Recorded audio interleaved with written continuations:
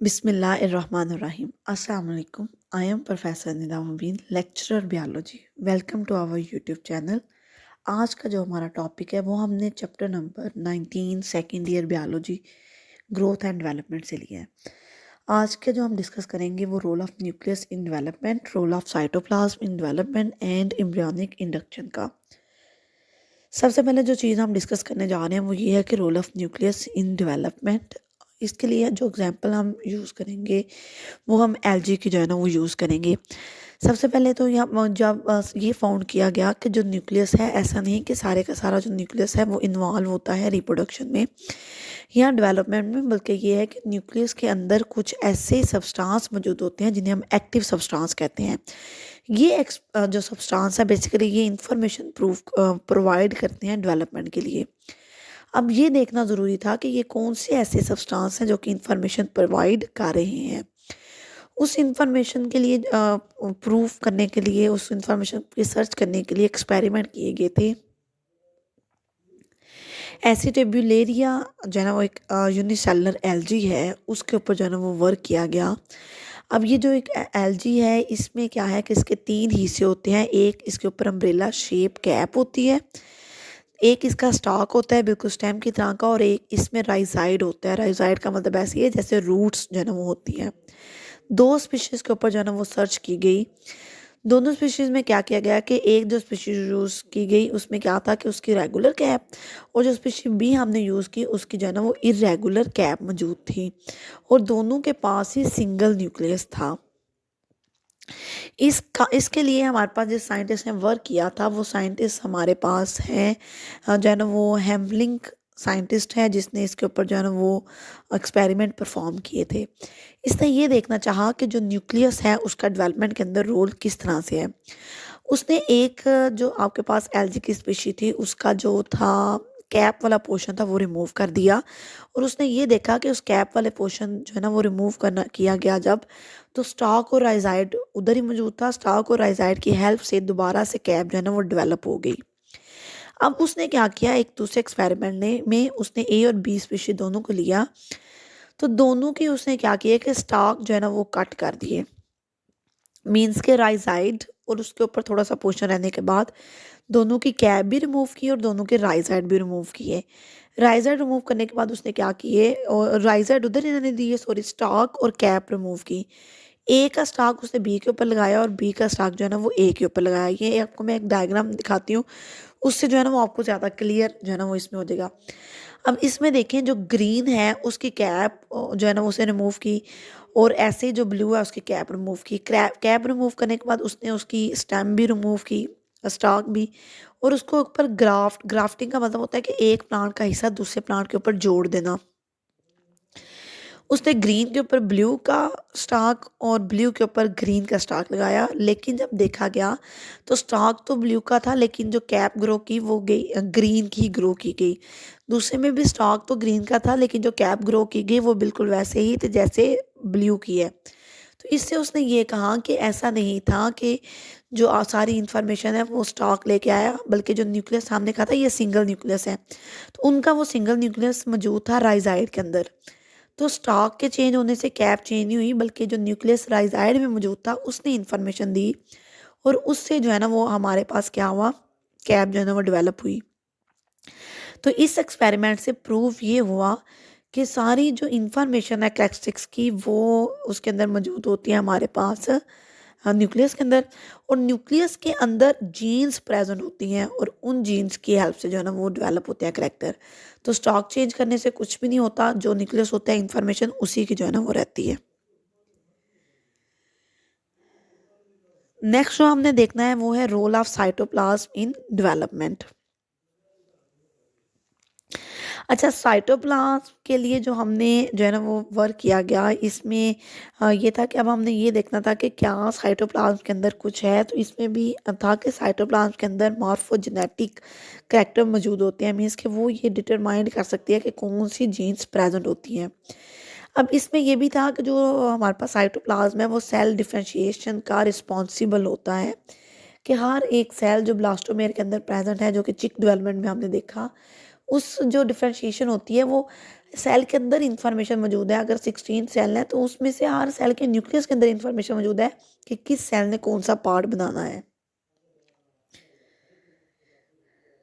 इसके लिए जो उसने एक्सपेरिमेंट किए, इसमें उसने फर्टिलाइज्ड एग यूज़ किया एसिडियन का। एसिडियन बेसिकली हमारे पास एक सिसाइल मेरीन एनिमल है जिसे हम जो है ना वो सी स्क्वाइड कहते हैं। उसकी नेक्स्ट जो है वो मैं आपको डायग्राम भी दिखाती हूँ। इसमें 5 डिफरेंट कलर जो है ना उसने सेग्रीगेट किए ब्लास्टोमेयर के, और ये कहा कि हर एक कलर के अंदर अलग-अलग इंफॉर्मेशन मौजूद है। जैसे कि जो क्लियर साइटोप्लाज्म है वो रिस्पॉन्सिबल होता है एपिडर्मिस बनाने के लिए। जो येलो साइटोप्लाज्म है वो रिस्पॉन्सिबल होता है मसल्स सेल बनाने के लिए। जो ग्रे वेजिटल है वो रिस्पॉन्सिबल होता है गट बनाने के लिए। और जो ग्रे एक्वेटोरियल है वो रिस्पॉन्सिबल होता है नोटोकॉर्ड और न्यूरल ट्यूब बनाने के लिए। तो कंक्लूजन ये यहाँ से निकला कि तमाम जीन्स जो है ना वो डिटरमिन्स करती हैं डिफरेंट कैरेक्टर ऑफ इंडिविजुअल, लेकिन हर एक जीन्स के अंदर एक डिफरेंट करैक्टर मौजूद होता है। ऐसा नहीं है कि तमाम करैक्टर, ये आपके पास पिक्चर जो है ना वो मौजूद है एसिडियन की। अब इसमें जो है ना वो अगर हम ये देखें कि हमारे पास जो है ना वो कंक्लूजन क्या है, तो कंक्लूजन हम कहते हैं कि न्यूक्लियस के अंदर तमाम जीन्स डिटरमिन करती हैं कैरेक्टर ऑफ इंडिविजुअल। मीन्स के जीन्स रोल तो प्ले कर रही हैं और जीन्स हर एक अपना अपना जो है ना वो रोल प्ले कर रही है।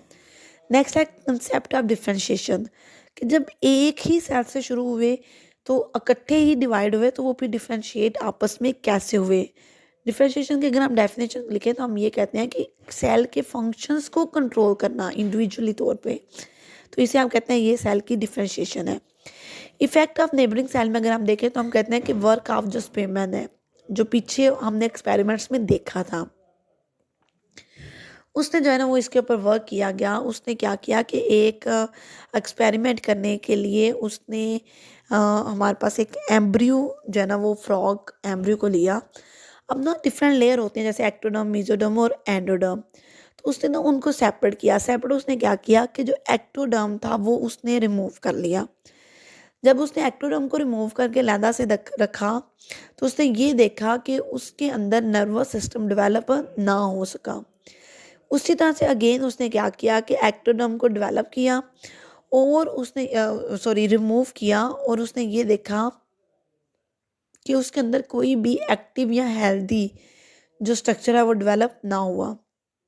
मीन्स कि उसने एक्टोडर्म जब रिमूव किया तो एक तो जो एक्टोडर्म से आगे नर्वस सिस्टम बनना था वो भी ना बन सका, और जो बाकी हिस्सा रह गया था एम्ब्रियो का उसके अंदर भी जो है ना वो एक्टिव या हेल्दी डेवलपमेंट नहीं हो सकी। दोनों चीज़ें इफ़ेक्ट हुई। एक दूसरा एक्सपेरिमेंट उसने क्या किया, उसमें उसने क्या किया कि अब एक्टोडर्म के साथ-साथ जो उसके नीचे मेसोडर्म होती है उसको भी रिमूव किया। जब उसने उसको रिमूव किया तो इसमें उसने देखा कि जो नर्वस सिस्टम है, जो है ना वो डेवलप हो गया। तो इससे ये साबित हुआ कि जो नर्वस सिस्टम है वो डेवलप तो एक्टोडर्म से होगा, लेकिन जो मेसोडर्म है वो जो है ना वो उसको स्टिमुलेट करती है, मीन्स कि उसको हेल्प आउट करती है डेवलप करने के लिए। अब इसमें हम कंसेप्ट पढ़ रहे थे डिफरेंशिएशन का, कि हर एक सेल के ऊपर जो है ना वो उसके मौजूद है, जो है ना वो उसके अंदर अपनी इंफॉर्मेशन प्रेजेंट होती है, लेकिन जो नेबरिंग सेल हैं वो इफेक्ट जरूर करते हैं। कि जो एक्टोडर्म है उसने डेवलप तो करना था नर्वस सिस्टम को, लेकिन वो बगैर मेसोडर्म के डेवलप नहीं कर सका। जब मेसोडर्म ने उसको हेल्प आउट किया तो देन वो क्या कर सका, डेवलप जो है ना वो कर सका। इफेक्ट ऑफ जो है ना वो नेबरिंग सेल की ही एक एग्जांपल है एम्ब्रियोनिक इंडक्शन। एम्ब्रियोनिक इंडक्शन के लिए जो हमारे पास वर्क किया गया था, बेसिकली हम पहले ये देखते हैं कि एम्ब्रियोनिक इंडक्शन का मतलब क्या है। इसमें यह है कि किसी भी सेल के अंदर स्पेशल करैक्टर इंफॉर्मेशन मौजूद होना अपने रिस्पॉन्सेस को जो है ना वो फुलफिल करने के लिए, इसे हम कहते हैं एम्ब्रियोनिक इंडक्शन।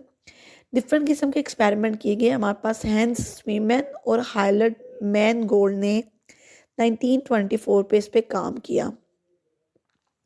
हैंस स्पेमन और हार्ट की वर्किंग में उसने क्या किया कि एक जो है ना अगर हम इसका एक्सपेरिमेंट देखें तो इसमें उसने ये लिख किया कि उसने एक जो है ना वो गैस्ट्रूला स्टेज पर एक जो स्लैमेंडर है एम्ब्रियो, उसको जो है ना वो लिया, और उसको लेने के बाद उसने क्या किया कि उसको दो हिस्सों में जो है ना वो कट कर दिया गया। ये भी ग्राफ्टिंग है, बिल्कुल वैसे ही जैसे मैंने पीछे आप लोगों को एलजी की पढ़ाई थी। अब ये ग्राफ्टिंग किस तरह से है, इसमें भी उसने क्या किया कि एक का हिस्सा रिमूव किया और दूसरे के ऊपर लगा दिया। तो देन उसने देखा कि लोअर और डार्सो जो लिप है उसके अंदर डेवलपमेंट किस तरह से हुई है। ये भी आपको इस डायग्राम के थ्रू आप समझेंगे कि आपको जो है ना वो आसानी से समझ आ जाएगी। इसमें उसने क्या किया कि एक जो आपके पास सामने उस पहले कहा कि हम लेंगे गैस्ट्रोला स्टेज पे जो एम्ब्रियो है उसको हमने रिमूव किया। तो एक उसका डॉर्सल लिप है और एक जो है ना वो उसका discord mesoderm opposite to dorsal lip. उसने क्या किया, एक डोनर था और एक एक्सेप्टर था। डोनर वो होता है जो देता है और एक्सेप्टर वो होता है जो लेता है। जो एक्सेप्टर था उसने वो उसके ऊपर से रिमूव करवा के तो उसके ऊपर डोनर मेसोडर्म जो है ना वो ऐड किया। ऐड करके क्या हुआ कि जो ऊपर वाला हिस्सा था उसको प्राइमरी जो है ना वो न्यूरल फोल्ड और जो नीचे वाला है उससे सेकेंडरी न्यूरल डेवलपमेंट, ये उसके अंदर इंफॉर्मेशन मौजूद थी। इसमें नेक्स्ट ये देखा गया कि जो हमारे पास प्राइमरी था, प्राइमरी न्यूरल फोल्ड, उससे जो है ना वो हमारे पास डेवलप हो गया। उससे हमारे पास जो है वो primary notochord and neural development हुई और साथ ही हमारे पास सेकेंडरी नोटोकॉर्ड एंड न्यूरल जो है ना वो डेवलपमेंट हुई। इससे असल में वो साबित ये करना चाह रहा था कि दोनों के अंदर जो है ना वो अपनी सेपरेट इंफॉर्मेशन मौजूद थी, लेकिन जो नेबरिंग सेल है ना वो उसके ऊपर क्या कर रहे थे, इफेक्ट कर रहे थे। तो अब इसमें यही था हमारे पास कि लेटर ऑन इसमें ये फाउंड किया गया कि जो डार्सल लिप है ब्लास्टोमेर का वो इस काबिल है कि वो कंप्लीट एम्ब्रियो बना सकता है। जो उसका करस्पॉन्डिंग एरिया है, प्रिजेम्पटिव एरिया ऑफ नोटोकॉर्ड का, वो मसल्स और प्रीकॉइडल प्लेट्स वगैरह बनाता है। मीन्स कि जो उसका प्राइमरी न्यूरल फोल्ड है वो कंप्लीट नोटोकॉर्ड डेवलप कर सकता है, जबकि नीचे वाला हिस्सा डेवलप जो है ना वो बाकी पार्ट्स को कर सकता है। तो ये अगेन देख लें, एम्ब्रियोनिक इंडक्शन एक एग्जाम्पल थी इफेक्ट ऑफ नेबरिंग सेल में। इसके ऊपर हमारे पास हाईलाइट और जो है ना वो हैंस ने वर्क किया था और वर्क करने के बाद उनने क्या किया था कि डॉर्सल और लोअर लिप्स में जो डॉर्सल लिप था उसका एक का जो है ना वो रिमूव करके दूसरे का उसके ऊपर ऐड किया और उसने ये देखा जो प्राइमरी नोटोकॉर्ड है वो कम्प्लीटली तौर पे न्यूरल डेवलपमेंट कर सकता है नोटोकॉर्ड्स की। तो जो नीचे वाला हिस्सा हमारे पास था वो डेवलप किए उसने कुछ मसल्स और जो है ना वो प्रीकॉर्डियल प्लेट्स वगैरह। तो इससे ये साबित हुआ कि जिसके पास अपनी कंप्लीट इंफॉर्मेशन होती है वो आगे से कंप्लीट कैरेक्टर डेवलप कर सकता है। इससे रिलेटेड कोई भी क्वेश्चन हो तो आप ज़रूर पूछिएगा। Thank you so much.